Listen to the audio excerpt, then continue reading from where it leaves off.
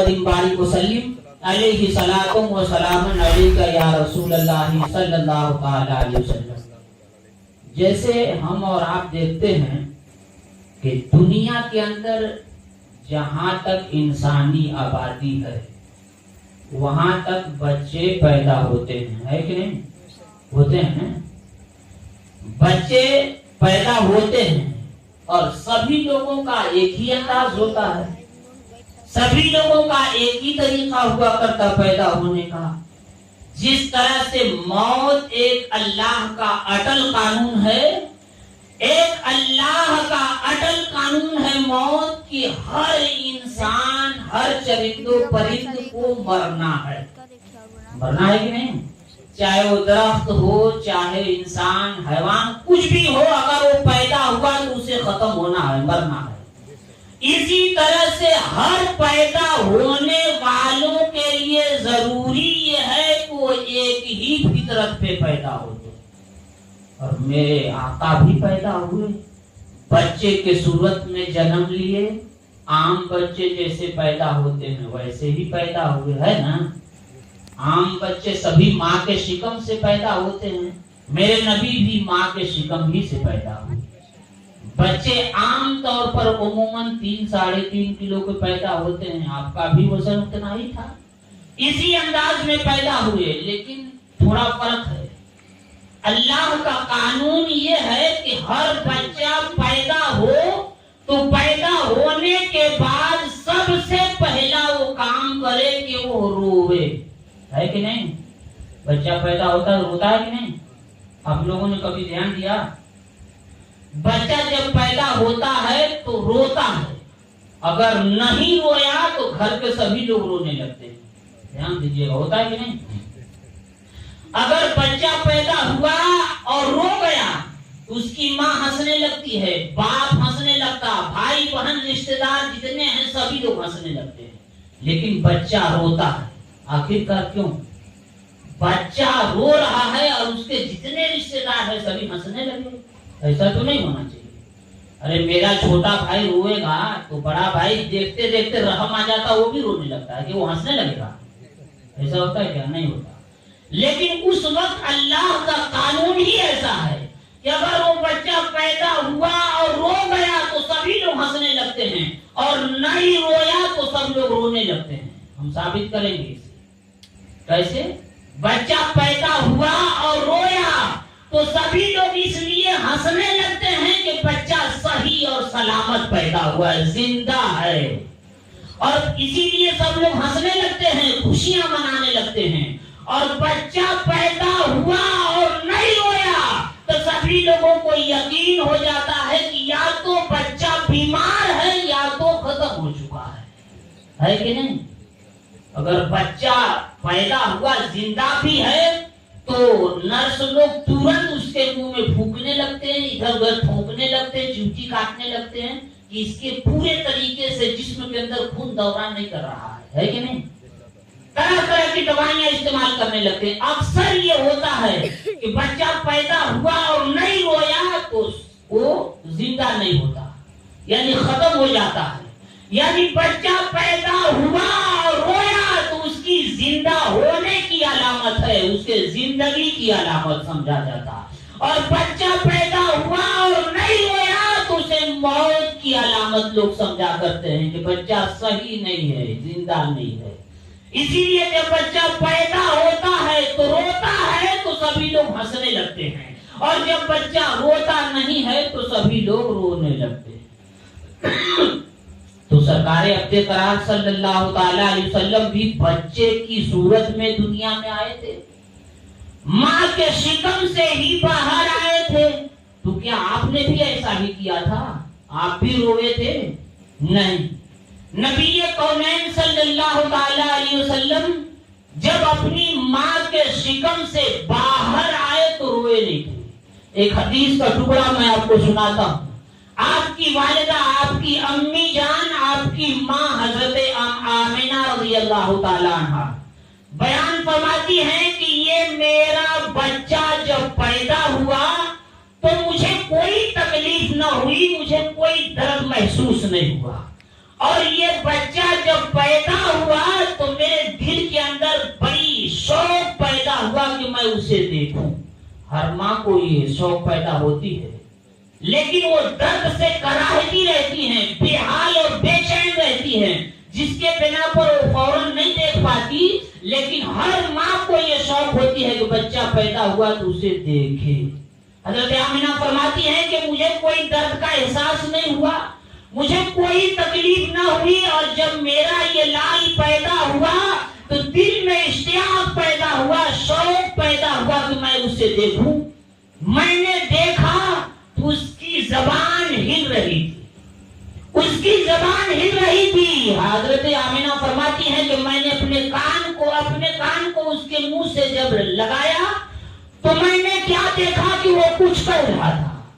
میں اپنے کان کو وہاں سے ہٹایا اور پھر تھوڑی دیر کے بعد میں نے کیا دیکھا کہ وہ بچہ اپنی انگلی کو آسمان کی طرف اٹھایا، اور اٹھانے کے بعد بلند آواز سے کہا اللہ اکبر کبیرہ الحمدللہ کثیرہ اللہم ربی حبلی امتی اللہم ربی حبلی امتی. بیان فرماتی ہے کہ اس بچے نے سب سے پہلے اپنی زبان سے کوئی آواز نکالا تو اللہ کی کبریائی کو بیان کیا، اللہ کی بڑائی کو بیان کیا. جب اللہ کی بڑائی کو بیان کر چکا تو پھر اپنی گنہگار امت کی مغفرت کی دعا کیا. رب حبلی امتی، اے میرے رب میری گنہگار امت کو بخش دے. آپ فرماتی ہیں کہ زبان کھولا تو سب سے پہلے اللہ کی کبریائی کو بیان کیا، پھر اپنی امت کی مغفرت کی دعا کیا.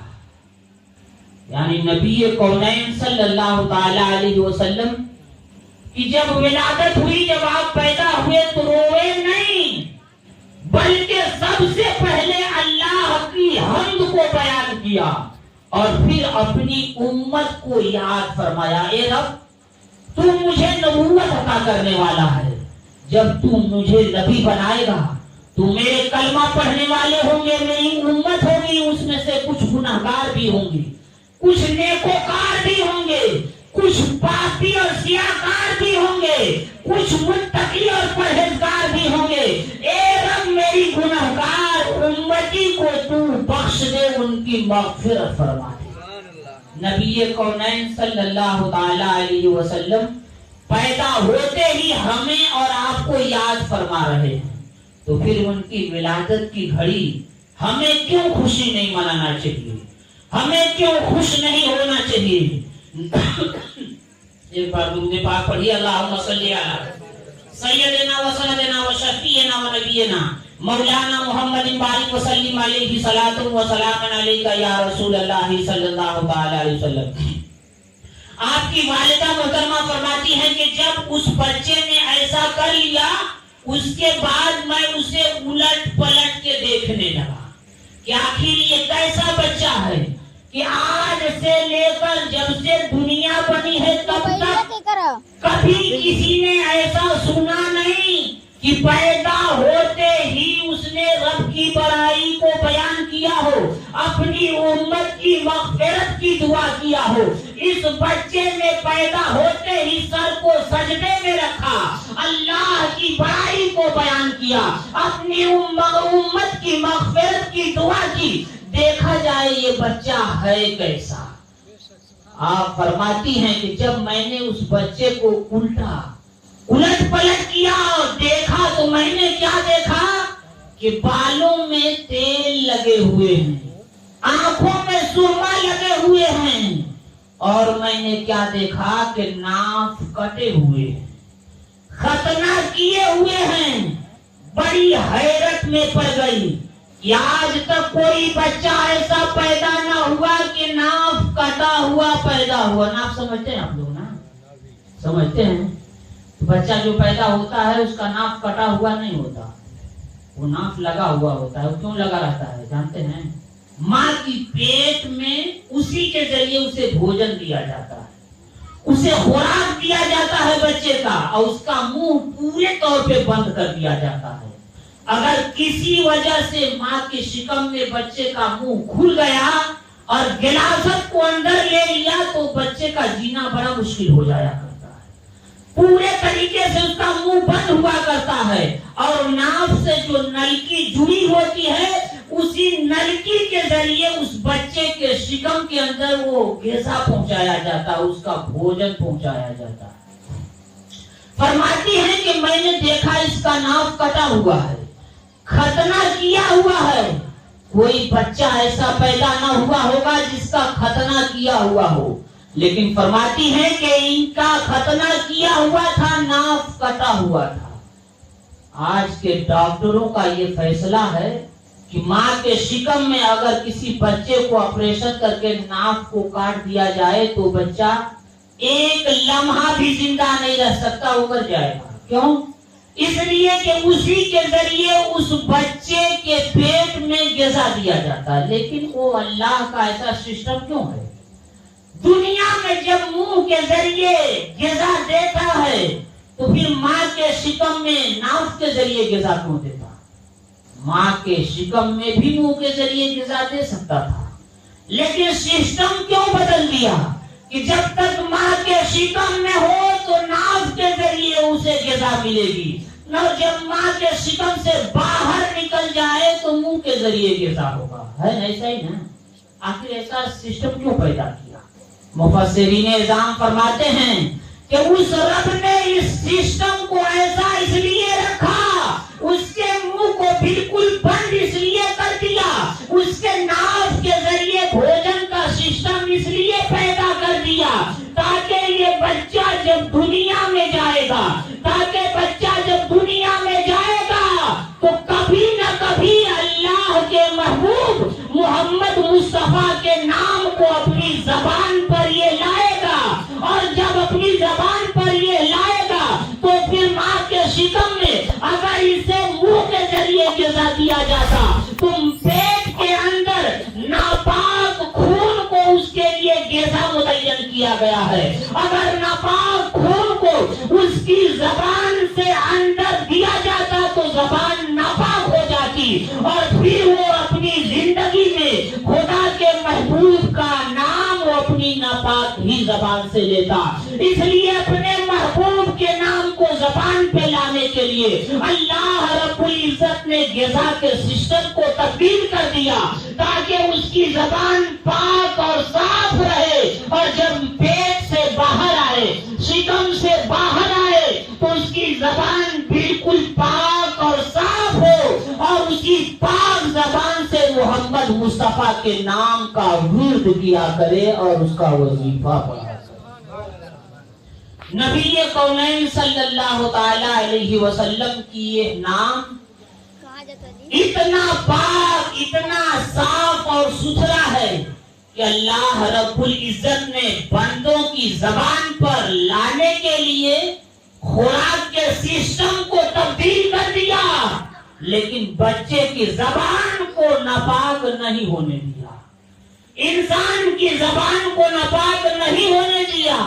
لیکن بڑی افسوس کے ساتھ کرنا پڑتا کہ ماں کے شکم میں اس رب نے اس زبان کی حفاظت فرمائی، ناپاک نہ ہونے دیا، لیکن جب بندہ پیدا ہوتا ہے، جب بڑھتا چلا جاتا ہے، جب کچھ عمر طے کر لیتا ہے تو بندہ جب علم سے دوری اختیار کیے رہتا، دینی تعلیم اس کے اندر نہیں ہوا کرتی ہے، تو پھر وہ بندے مومن شراب کو اپنی زبان سے ناپاک کیا کرتا ہے۔ یہ شراب مفسرین اعظام نے فرمایا کہ پیشاب سے 70 گنا زیادہ ناپاک شراب ہوا کرتا ہے۔ اتنا ناپاک پیشاب بھی نہیں ہوا کرتا جتنا ناپاک شراب ہوا کرتا ہے۔ مومن کے لیے، مسلمان کے لیے اتنا غلیظ وہ چیز ہوا کرتی ہے، لیکن ایک مسلمان، ایک کلمہ گو انسان جس کی زبان کی پاکی کے لیے اللہ نے غذا کے سسٹم کو تبدیل کر دیا، دنیا میں آنے کے بعد وہ اس ناپاک چیز سے اپنی زبان کو ناپاک کرتا ہے، اور پھر اسے احساس بھی نہیں ہوتا، اسے تھوڑی سی فکر نہیں ہوتی کے شکم میں اسی لیے نہیں کیا تھا کہ ہم جب پروان چڑھے تو اپنی زبان کو ناپاک کریں. نہیں میرے بھائی، اللہ رب العزت کے لیے ترس کھاؤ کہ اللہ کے محبوب کا نام اتنا معطر، اتنا مطہر، اتنا پاک اور صاف ہے کہ اسے زبان پر لانے کے لیے اللہ نے اتنا انتظام فرمایا. تو ہمیں ضرورت اس چیز کی ہے کہ ہم دینی تعلیم سے اپنے آپ کو قریب کریں. جب دینی تعلیم سے ہم قریب ہوں گے تو ہمیں پتا چلے گا کہ ہم ہیں کیا اور ہمیں کرنا کیا چاہیے. جب ہم اور آپ دینی تعلیم سے قریب ہوں گے تو ہم سمجھیں گے کہ ہم کیا ہیں اور ہمیں کیا کرنا چاہیے.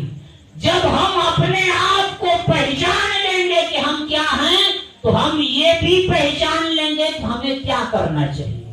اس چیز کو ہم کب پہچانیں گے؟ جب دینی تعلیم سے اپنے آپ کو قریب کریں گے تب. دینی تعلیم سے جب ہم اپنے آپ کو قریب کریں گے تو ہم اپنے آپ کو پہچانیں گے. جب اپنے آپ کو پہچان لیں گے تو ہم یہ بھی پہچانیں گے کہ اب ہمیں کیا کرنا چاہیے. اور جب ہم اس چیز کو پہچان لیں گے کہ ہمیں کیا کرنا چاہیے اور پھر اسی انداز میں اپنی زندگی کو گزارتے چلے جائیں گے تو پھر ہماری دنیا بھی روشن ہوگی اور آخرت بھی تابناک ہو جائے گا. اور پھر ہمارا ماحول ایک جنتی ماحول بن جائے گا اور ہمارا گھر ایک جنتی گھر کا ایک ٹکڑا بن جائے گا. پھر ہمیں کسی سے دعا کرانے کی ضرورت نہیں پڑے گی، کسی کے سامنے ہاتھ پھیلانے کی ضرورت نہیں پڑے گی، کسی کے سامنے رونے کی ضرورت نہ پڑے گی، کسی کے سامنے گر گرانے کی ضرورت نہ پڑے گی. بلکہ جب ہماری حالت ایسی ہوگی تو ہمارے اوپر مصیبت آئے گی اور پھر ہم اللہ سے فریاد کریں گے تو رب فرمائے گا لبیک یا عبدی لبیک، اے میرے بندے بتا